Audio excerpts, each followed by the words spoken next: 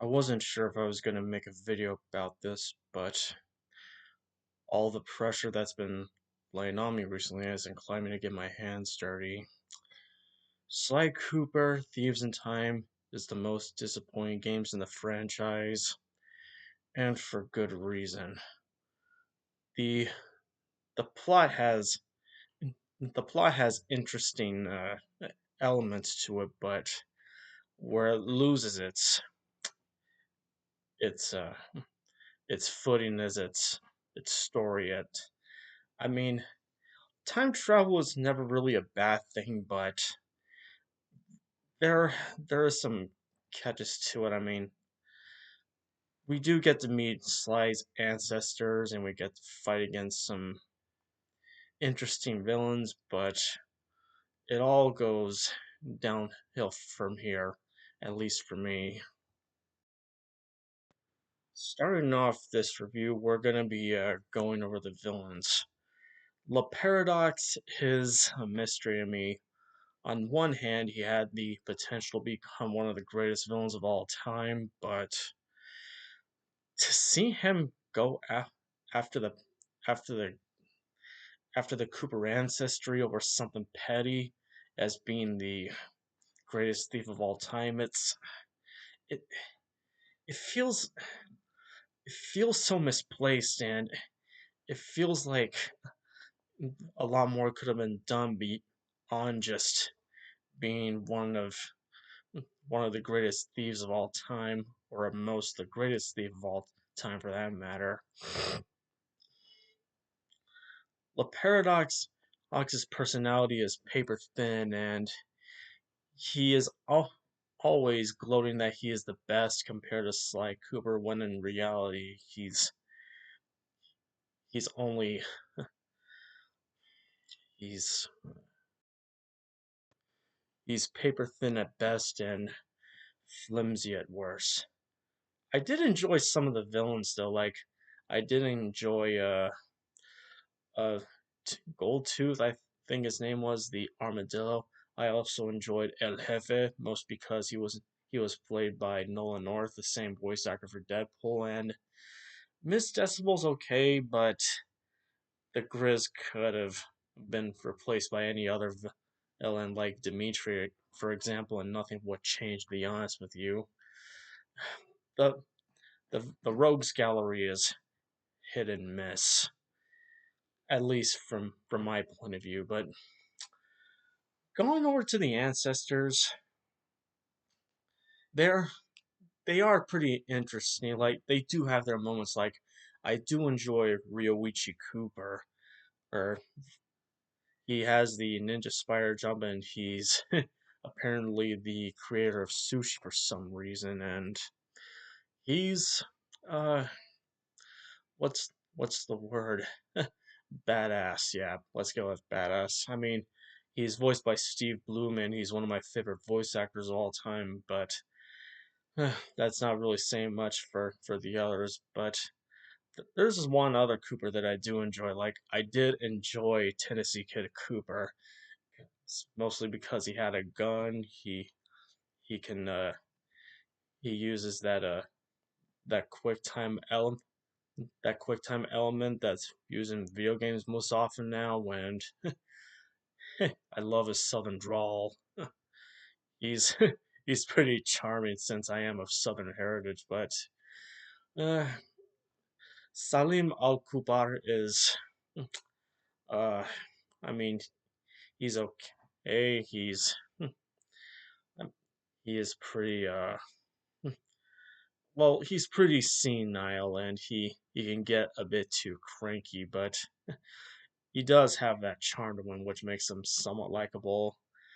Eh, As for Sir Gareth Cooper, he reminds me so much of that one kid who's too much into LARPing, and he's a bit too over enthusiastic, but I do I do find him tolerable because he's voiced by Yuri Lowenthal, and oh yeah, I almost forgot, Bob.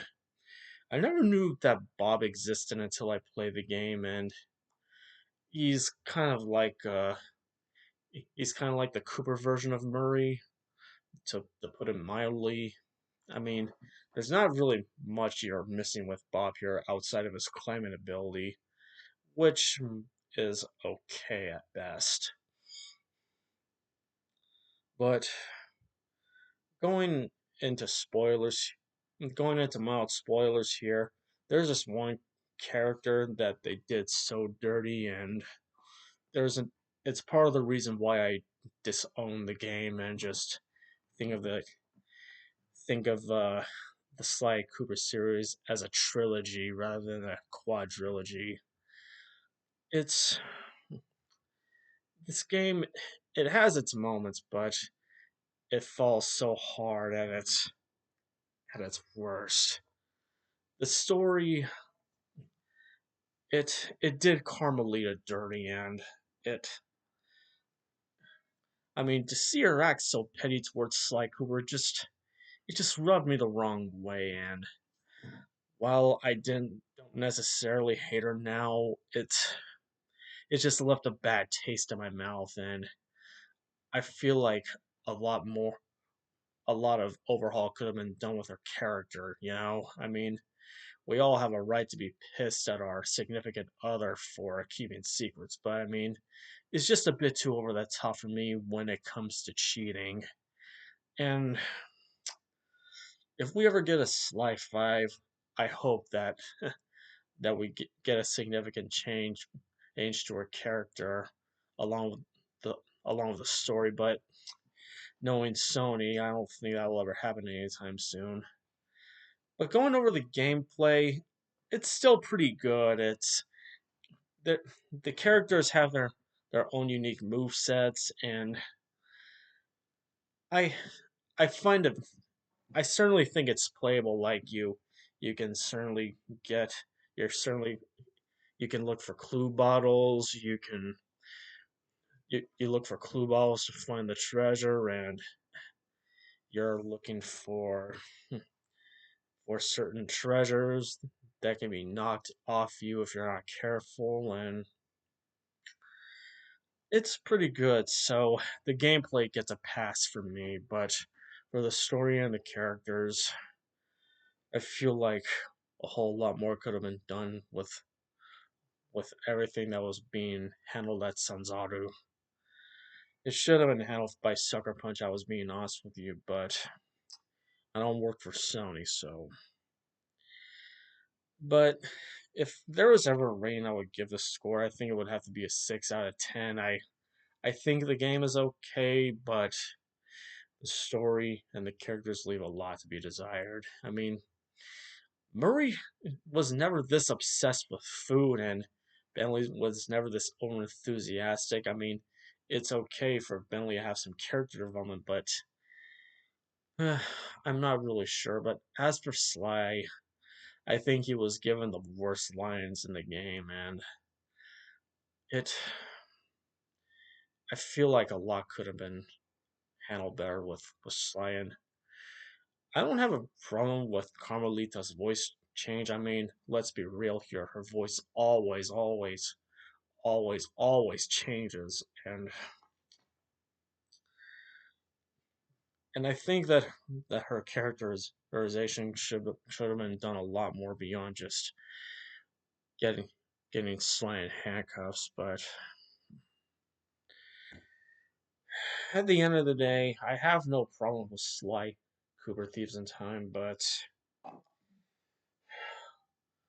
this game was a this game was a foul ball at best and a strikeout at worst. Let me know what all of you think about Sly Cooper Thieves in Time in the comments section down below. And as always, make sure to like, comment, and subscribe, and I'll see you later. This is Gold 97, and I'm out.